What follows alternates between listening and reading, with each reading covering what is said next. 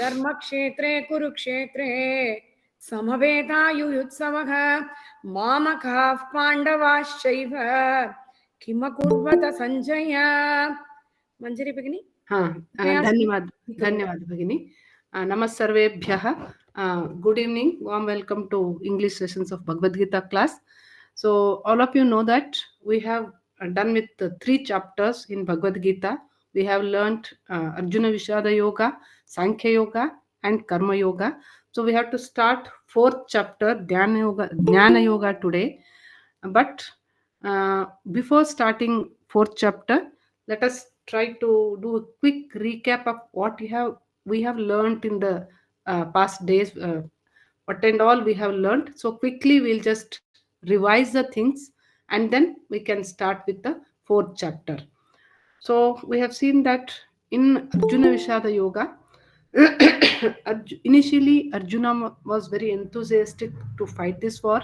So he says, Senayor Ubyor Madhe Ratham Sthapaya Mechuta. So hey Achyuta, take our chariot and place it right in between the 2 armies so that I want to see the faces of all the enemy kings, those who have come to please Duryodhana Yuddha Chikir Shavaha, his Priya Chikir Shavaha, he says. So I want to see those faces and also I want to see with whom I can fight, who deserves to face me in this war. That he was so anxious and he had so much of enthusiasm to fight this war. And once Krishna does so, when Krishna takes the chariot right in front of all this Bhishma Drona Pramukhataha, in front of Bhishma Drona, suddenly Arjuna becomes nervous. So he starts thinking that how Pitamaha, who was like a father figure, and when Arjuna was young, so Arjuna, he showed a lot of love and affection to Arjuna, and Arjuna was so attached to him. In the same way of Dronacharya also, Dronacharya taught him everything, some things which he didn't even teach to his own son Ashwathama, and he took the thumb of Ekalavya. Everybody knows that. So Arjuna he became so nervous that he started asking, Katham Bhishma Maham Sanke Dronam Cha Madhusudana, Katham, how can I kill them? Yashobhi Pratiyochami, how can I hurt them? How can I pain them? How can I kill them with my banas, with my arrows? How it is possible? So Arjuna is sinking. So he's telling that Guruna Hatwahi Mahanubhavan, Shreyo Bhoktum Baichamapi Haloke, I can become a beggar, but I don't want to kill my gurus. And then he says that even if I kill them, even if I sit on Simhasan, so the Simhasan will be laced by the stains of the blood stains of these people. How can I enjoy that power? So I don't want anything. The Kankshe Vijayam Krishna, na Rajam, na Sukhanicha, like that he starts. And then because it is warfield and it is Arjuna's niyata karma, that is prescribed duty, that is he must fight the war. And then in 2nd chapter, Krishna starts advising Arjuna, and then Krishna says that the main cause of your worry is that you don't know who you are. So first you understand that, and then you will understand. Also, Krishna says him what is death. So natve vaham natujasam natve neme janadipaha. So none of us, that is I or you or all these kings, it's not that they were not there, means they were there earlier also. Now also we are here. Na chaiva da bhavishyamaha sarve vayamatah param. In future also will be there. Means there is no death for Atma. So Atma is eternal. So you means who are you? Oh, Arjuna means you are Arjuna Shariradhari Atma. Krishna tells him. And Atma in costumes of the body of Arjuna. Who is Bhishma? Bhishma is the Bhishma Shariradhari Atma. And then Drona is Drona Shariradhari Atma. And similarly Duryodhana and others.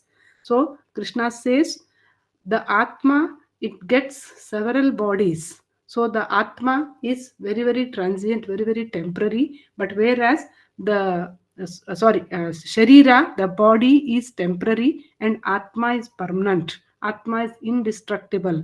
We have seen that Nainam Chindanti Shastrani Nainam Dahati Pavakaha. So any weapon cannot cut this Atma, Nainam dahati pavakaha, Agni cannot burn it, fire cannot burn it. Na kledayan tapo, the water cannot make it wet. Na shoshayati marutaha, and even wind cannot make it dry. And then na hanyate hanyamane sharire, that is, even if the body is killed, Atma never dies. So Krishna says, one who knows that the Atma Swarupa, that is, Atma is indestructible, Atma is eternal, Shashwatoyam, Puranoyam, he says, no, immutable, and it is beyond birth and death. Then how can someone kill someone, or makes someone kill others? So Krishna is telling that even if you think that you are killing Bhishma or Drona, you are killing only their bodies. You cannot kill Bhishma or Drona. An Atma cannot kill any Atma because Atma is eternal. So even if you don't kill these bodies, so they are not going to stay here permanently. One day, these Atmas of Drona and Bhishma, they should give up this body. So you do your duty, your prescribed duty you have to do. So the meaning of death, what we thought, what we usually think, but Krishna says that death is a very very short incident that takes place in the long period of Atma. So Krishna says that Dehi nosmin yatha dehe kaumaram yauvanam jara. So for this Atma, so like how these are the stages, no, kaumaram, that is youth or the childhood, and then yauvanam, youth, adulthood, and then jara, that is old age, and then tatha dehantarah praptihi. So like how we get these stages, no, so casually, without any pain, without our knowledge. So this childhood, and then adulthood, and then old age comes. Tatha, in the same way, dehantara praptihi, will get another body. So it is as casual as that, as usual as that, as natural as that. Like how we get the stages of life, in the same way we get the another body. Dhiras tatra na muhyati. A brave person, an intelligent person, he never becomes sad for death of anybody, says Krishna. And then again Krishna, in support of his own statement, because the thought may come that okay, uh, only life, the death means it's only change of bodies, change of costumes. And then does the Atma feel pain when it changes the costumes? Because Arjuna has become very sensitive now, so he has become very soft. So he started worrying about Bhishma, Drona, do they get pain because of me? Because of me they're changing the costume, they're changing the bodies, do they get pain? So for that, again Krishna says, Vasamshi jirnani yata vihaya navani grinnati naroparani.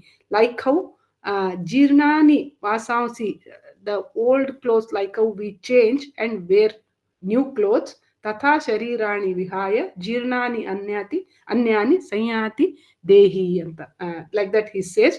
So it is as simple as that. It is as easy as that. So you will not have to worry. So like how we change old clothes and wear new clothes, we never feel pain. In fact, we feel happy when we wear new clothes or fresh clothes or clean clothes. So in the same way, old clothes, the jivi or the atma, so it leaves it here only and wears new clothes. It is as simple and as casual as that, says Krishna. And then now Arjuna has got some more doubt, like how we people also have that. Okay, now Arjuna says that yes, I know about this death, I know the Atma Swarupa. Arjuna has understood the Atma Swarupa. Arjuna has understood that this Atma is eternal. So a Atma cannot kill any other Atma. But now he started thinking that yes, even though all this is true, but I feel the pain of demise of my own people. I feel emptiness in their absence. So for that, what to do? So for that, again Krishna says, Matra sparshastu kaunteya sitoshna sukha dukkadaha. We have seen all these shlokas earlier, but only few shlokas. I'm just revising the things, the highlight, the gist of the first, second, and third chapter, what we have learned so far. Only those things I'm taking.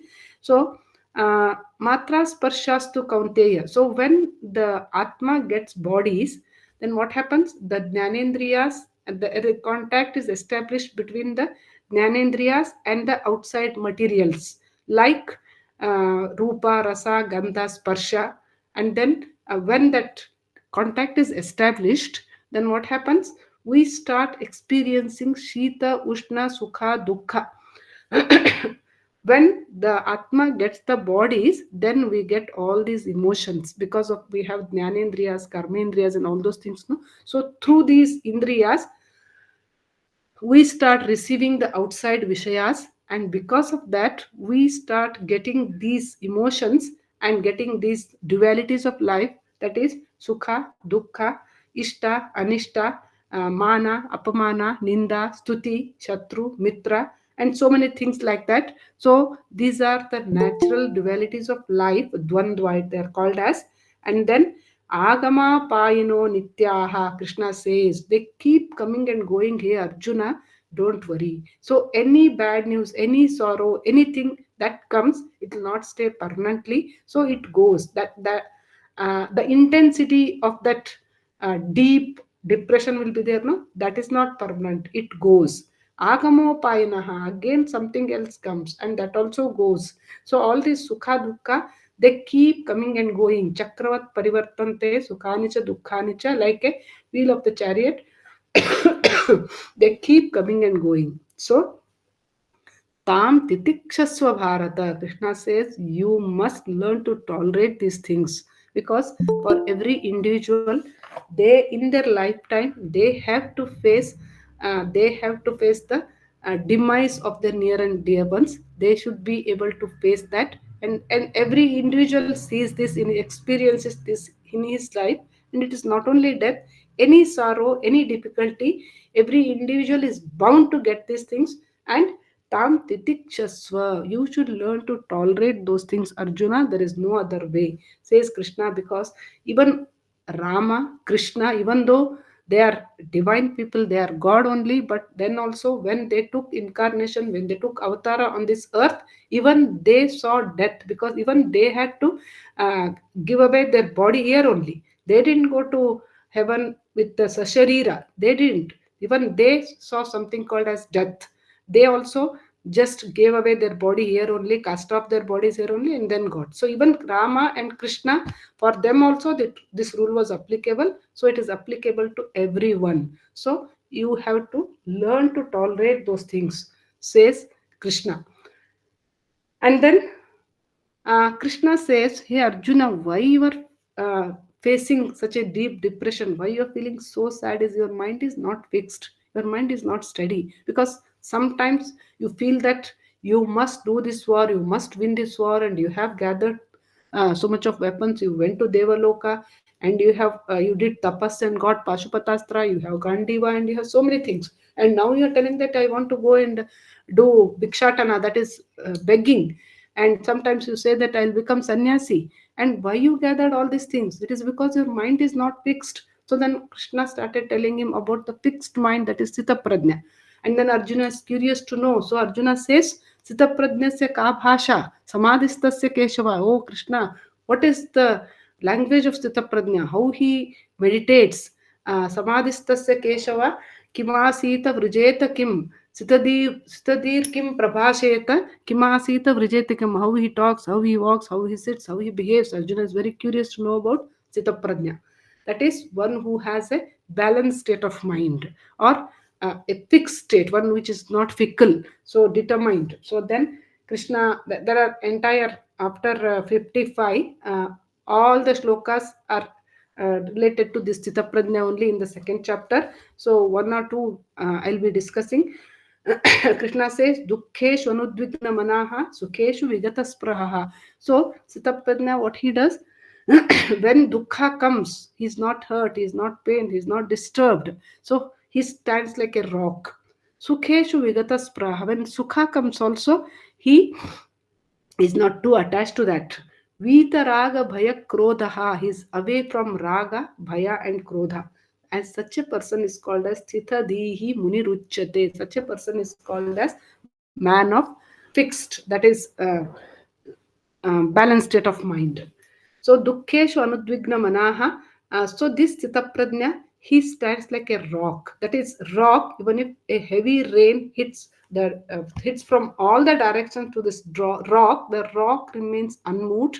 And then the important thing is it will not absorb any of the water droplets. It just allows them to go through, isn't it? So it just, the water droplets hits and then fall down and then they flow away. So he never absorb that, rock never absorbs anything. In the same way, Sitaprajna, what he does, whatever may come and hit him, it may be uh, critics or comments or rejection or failure or any unwanted things, any shocking things. So what he does, he'll not absorb anything, because he knows that this sukha and dukkha keep coming and going. Nothing is temporary. And he himself, this body itself is not permanent. So everything is, all this sukha dukkha are temporary, and this body is also temporary. So the Sita Prajna stands like a rock. So and then Vita Raga Bhaya Krodha. We all know that Raga means attachment, Bhaya is fear, and Krodha is anger. So if we are too attached to anything, it anybody, it may be person or it may be anything, the property, money or gadgets or power or position, whatever. If we are too much attached, then what happens? We develop possessiveness, and then when that develops, we arrive at a stage that we cannot live without them, or we cannot live without that. And then eh, bhaya, what happens? The fear of losing. What if someone snatches that from me?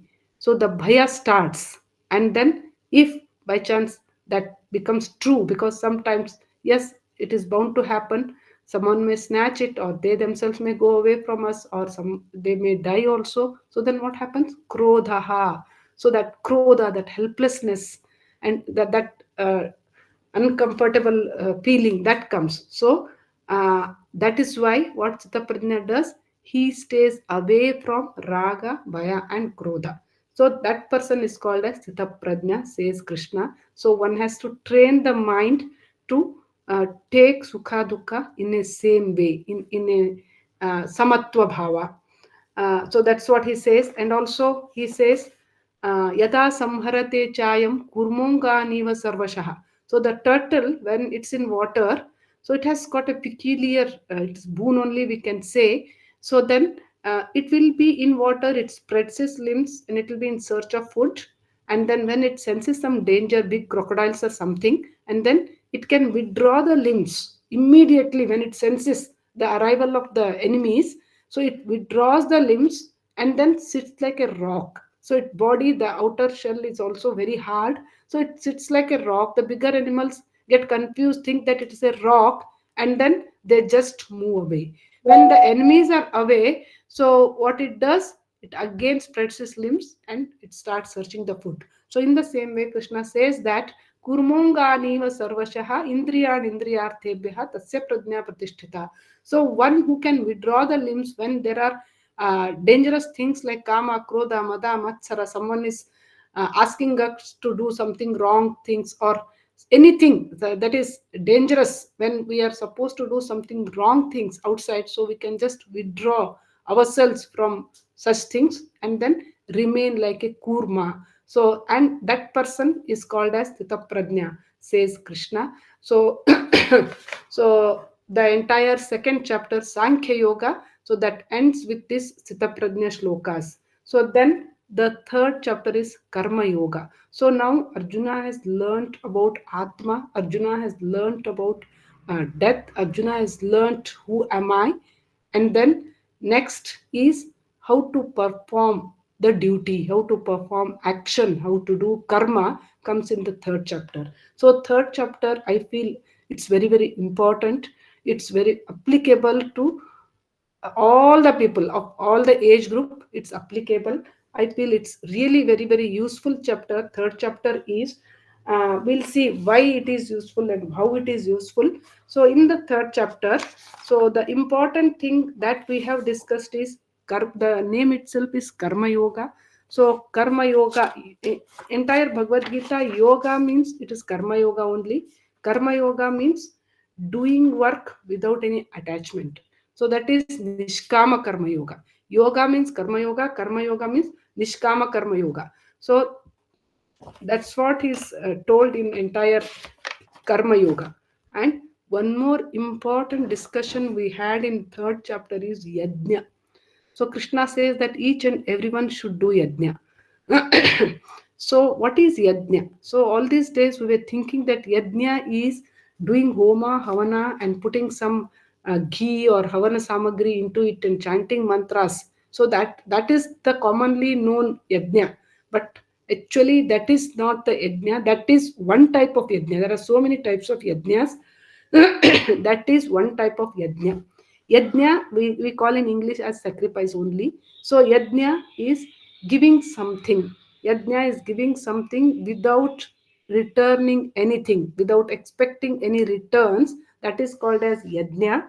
And then in yajna, or when we do dana, what we say, idanna mama, it no more belongs to me. So when we give dana, so we don't have any authority on that object what we have given, and also we don't expect anything in return. Suppose if we give uh, some few rupees, 10 rupees or 100 rupees to a beggar, we never expect anything back from him. In the same way, giving, yajna is giving. And then yajna is not that always we do like chanting mantras and homa havana. It is yajna is doing the swadharma palana, doing our prescribed duty without any expectation. Whatever we have our prescribed duties like teachers or mothers or doctors or engineers, we should do it with niswartha, niskama, nirvanchana. So that is called as yajna. uh, I hope all of you know that niswartha, nishkama, and those things. And for example, I think we have discussed this when I did this karma yoga. Suppose there is a doctor and a patient in front of him. The patient may belong to any caste, creed, religion, country, or he may be from his enemy side also. But then also the doctor will uh, try to treat and cure the disease, and he will try his level best to make him all right. And the doctor may get his fees even if the patient is not completely cured. But once the doctor takes up the task, and if he tries his level best, if sometimes he crosses his limits, and then also he goes to serve that patient, and that is called as yajna. He is not doing for money. He wants that patient to be cured. He is working for his atma trupti. So that is called as yajna. A mother, how much ever the child troubles, but she tries her level best, crosses her limits to make her child a good citizen. So that is yajna. And a teacher, so he imparts knowledge, and he everything whatever he knows, he teaches to his child. And he wants to sishya this che parajayam, he wants to be defeated by his shishya. So that is called as yajna. That is, in all these cases what we have observed is giving something, either knowledge or money or some service. So that is yajna. So in this srishti, there is continuous giving and taking process is going on. So that itself is called as yajna. So to manage this beautifully, to maintain this srishti, this sustain this srishti, there are some stakeholders, there are some five people, uh, five categories, those who are contributing to this srishti continuously. So they are devatas, rishi munis, pitrus, manushas, pashupakshis, and trees. We have seen these things already. So devatas means it may be Indra, Varuna, Agni, Vayu, Surya, and they are giving us continuously so many things. We are indebted to these people because they are rain gods.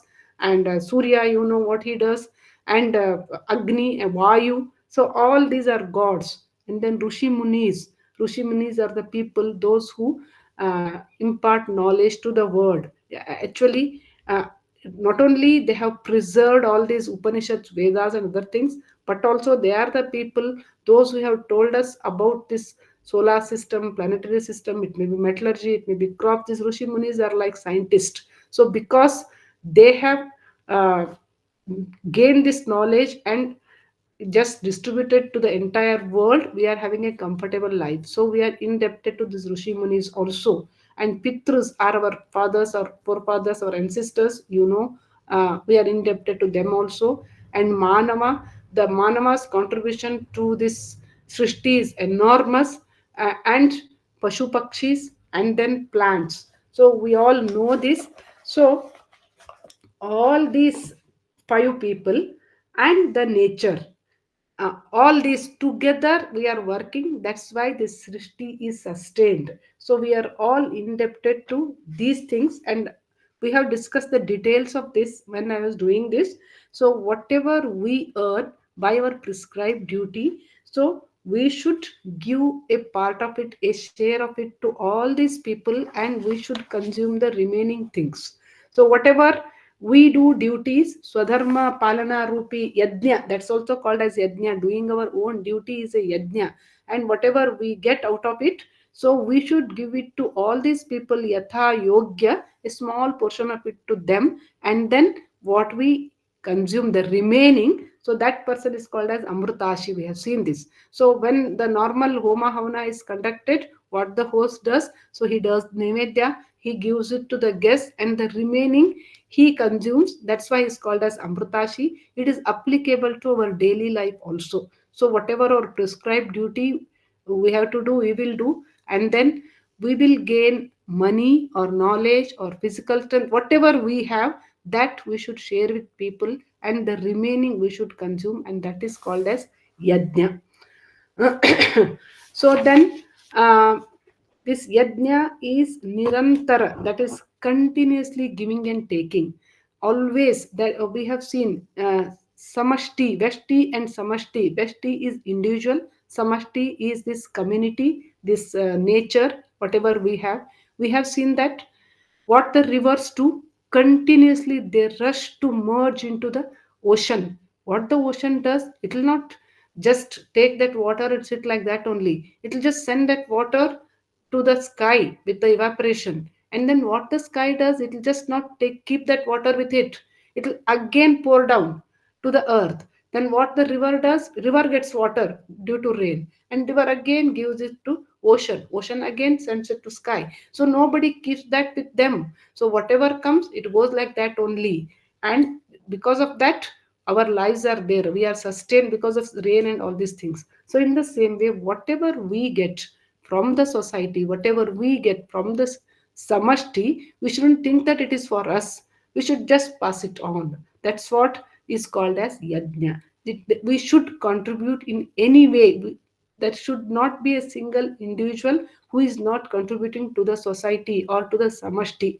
So someone may say that, I'm old, so I don't have money, and I don't have any knowledge. I cannot impart knowledge. I cannot teach.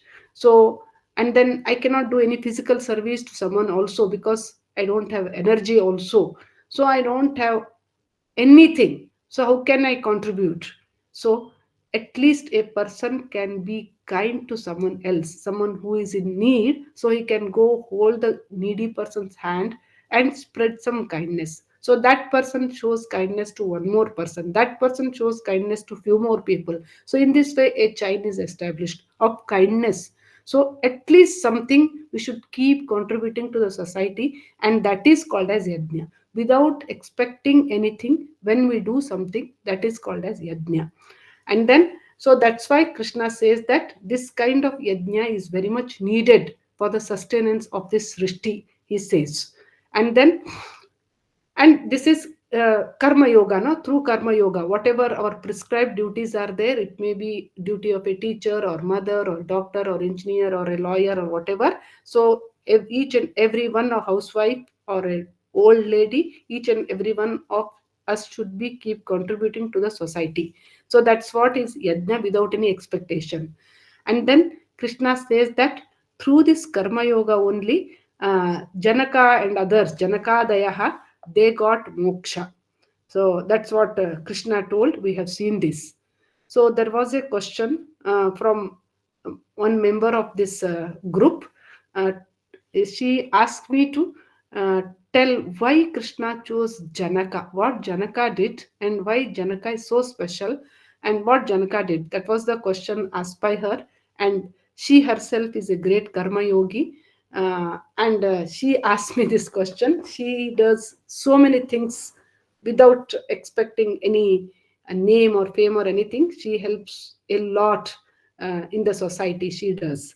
And she had asked me this question before, when I did that Janaka Deha Shloka. I had told her that I'll be doing it after completion of this chapter. And I told her that whatever I know, little bit, in whatever my limited knowledge says, within that I'll try to explain. So we know that a king, to be a good king, he has to um, manage so many things. So the first thing is war.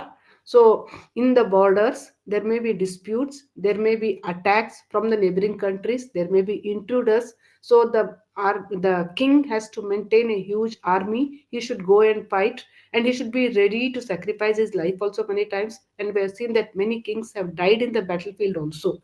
So first he has to secure his borders, and then within the country also, within his kingdom also, he has to resolve so many fights. He has to punish the guilty, he has to punish the criminals, he has to protect the good people. So that also becomes his duty. So he has to see that law and order is maintained always, there is peace in his kingdom.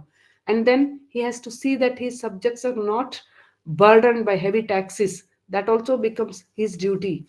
And then he has to see that sufficient, in those days they used to travel by roads, no, there were no buses or anything, so they used to travel days together. So the kings used to build dharma chatras so that free food was served there. And then they used to kings used to construct lakes, and then they used to plant so many trees so that it gives shades for the travelers. So and then he has to make sure that that go down is filled with crops, filled with grains always. If famine or drought comes one year, if there is no rain, then there should be sufficient storage of these grains and all those things. So that was also king's responsibility. And kings also, they used to give shelter for these artists and then scientists. And we have seen that in Vikramaditya's kingdom there were Navaratnas. So there were architects, there were scientists, there were mathematicians, there were poets like Kalidasa, so Navaratnas. So that also they used to give shelter for these people. They used to uh, manage so many things. Kings used to do these things. And they if he has to be a successful king, he loved his subjects more than his own children.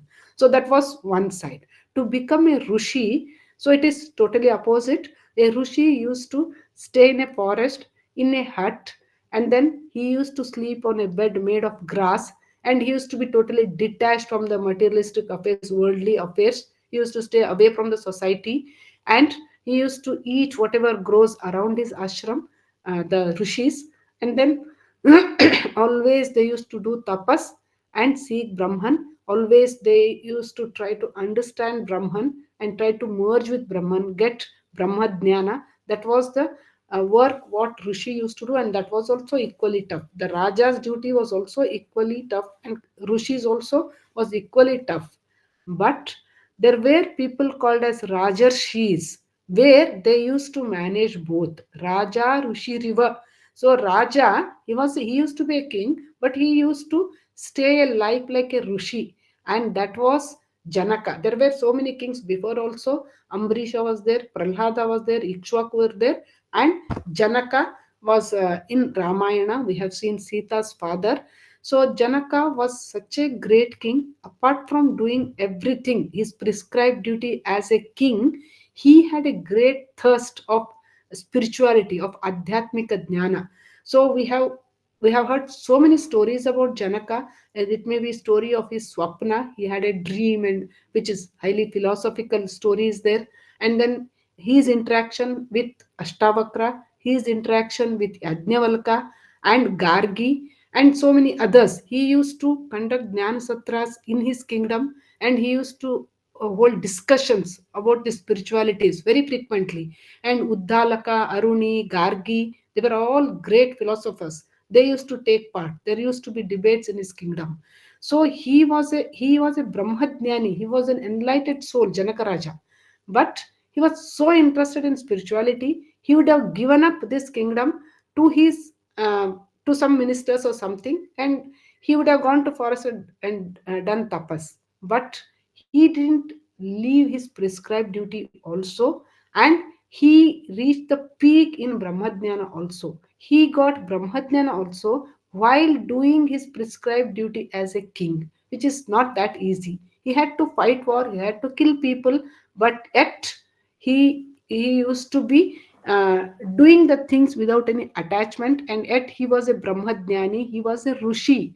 So uh, understanding what is right, what is wrong, and understanding what is himsa, what is not himsa. It only a people like Janakaraja, or only people those who are enlightened souls, those who have true knowledge of the prescribed duty, can handle both things like this. So Janakaraja was a great soul, and he managed both the things simultaneously. We have seen Vishwamitra when he wanted to become a Brahmarshi, what he did. So he gave all his kingdom and everything to his children, and he went to forest and he started doing only tapas. But Janak Raja didn't do that. So he thought that it is his prescribed duty, so he has to do it.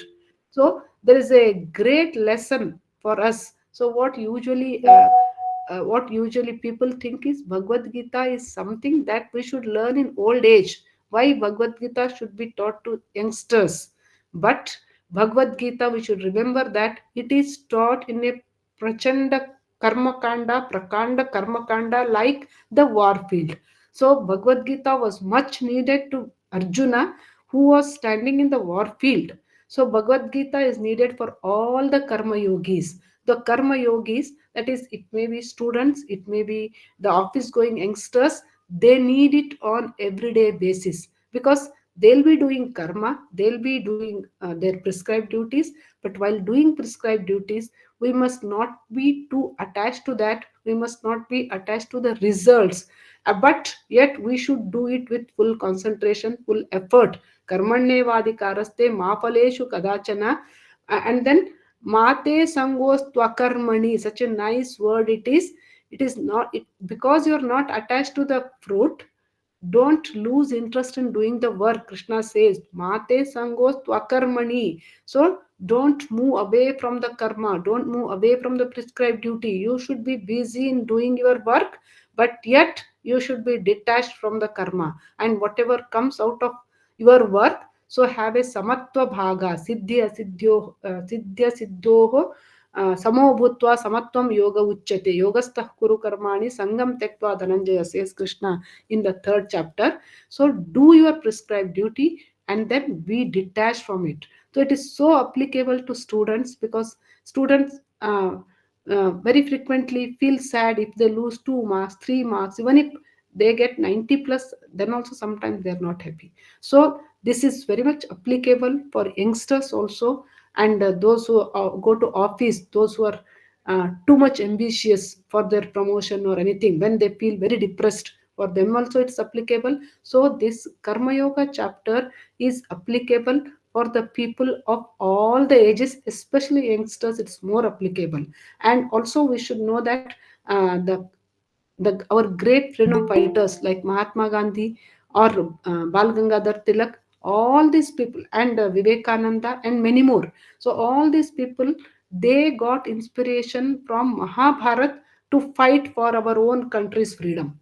So this Gita is such a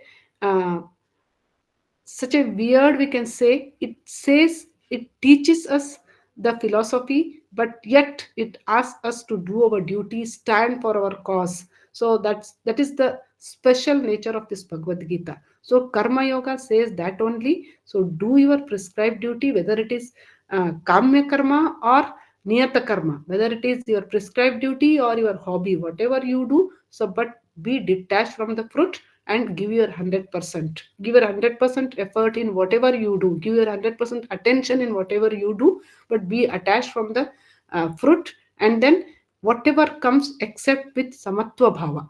So that is called as karma yoga, and karma yoga is applicable for all of us in day to day life. As BK Shivani, you may be knowing sister BK Shivani. So she says that uh, when we people step out, what we do, if we are doing cash transaction, we'll make sure that our purse is having sufficient money or not till we reach home. Or suppose we are doing online transaction or Google Pay or Phone Pay, then what we'll do, we'll check if our phone is 100% charged or not. And if we're going to office, then we'll check that our laptop is 100% charged or not. And Sister Shivani says, in a similar way, why don't you check whether your mind is charged against any unwanted thoughts, unwanted critics, unwanted comments? Because right from the time we get up from the bed till we go to the bed, so definitely entire day, so there may be so many comments, critics, unwanted things, failures, rejections. There may be so many things which we really don't want. So just charge your brain against those things. Like how the Devis and Devatas have Prabhavali, Ganesha is having Prabhavali around him. So in the same way, sister says, you make your own Prabhavali around you. You make a field around you so that any comments or critics or unwanted things, unwanted peoples or shocking news or whatever, if it comes, so it goes back to the, suppose it is bad comments or something, it goes back to the sender's address. You are not receiving it inside at all because you have your own Prabhavali. So like how Lakshmana Rekha is there, no? So in the same way, you make your own Lakshmana Rekha so that no unwanted things will enter your mind or brain. So that we can train our mind to do so. The sister says that it is possible, but we have to train our mind. So from morning till night. So when we are in bus, when we are traveling, when we are doing some work, when we are cooking, that time we should keep telling that I have probably around me. I have charged my brain today. So let anything come. I'll not be disturbed. So keep telling like that. So definitely one day we'll be able to face any adversaries that come and hit our lives. So that's what she says. And also how to avoid unwanted thoughts. So thoughts keep coming, no? So some thoughts, what they do is, even if we want to move away from it, they keep coming. So that also, it's said that what we do when we have a remote in our hand and open any TV channel, and suppose that language is strange language for me, say this Swedish or Latin or something, or Orissa, or in our own country also we don't know many languages, no, Bihari, Orissa or something. So what we do, immediately we change the channel. In the same way, when the wrong thoughts come, when we know that it's very dangerous for us, so we should try to change that channel immediately. We should replace that wrong thought with some good thought. So if we can train our mind to do so, then definitely we can stay safe. So entire day the bad thoughts keep coming, but if we learn to change the channel, like how we change for our TV, so if we learn, so then it's so great that we always remain calm and composed. That's what Sister Shivani says, and we can definitely try this. It may be difficult, but it's not impossible. Definitely, it is possible. At least uh, we cannot compare ourselves with Buddha or Mahavira or Ramakrishna Paramahamsa, but at least if we can compare and see how we were before we studied Bhagavad Gita and how we are today. So if there is some improvement, then definitely it's great. So like that, step by step, we should go in this sadhana marga, so that just reading Bhagavad Gita, understanding Bhagavad Gita is not enough. We should try to implement those things. That's what all these three chapters say us. So I think we'll conclude our session today, and next week we'll be starting Dhyana Yoga, and that is Jnana Yoga, fourth chapter. So anybody wants to tell anything about Janaka Raja or anything else, you can. A little bit of time is there. Otherwise, we'll close the session. With respect to Janaka Raja, Tell Mode. with respect to Janaka Raja, in his Sabha, there was to test Janaka, it was told that the country is burning.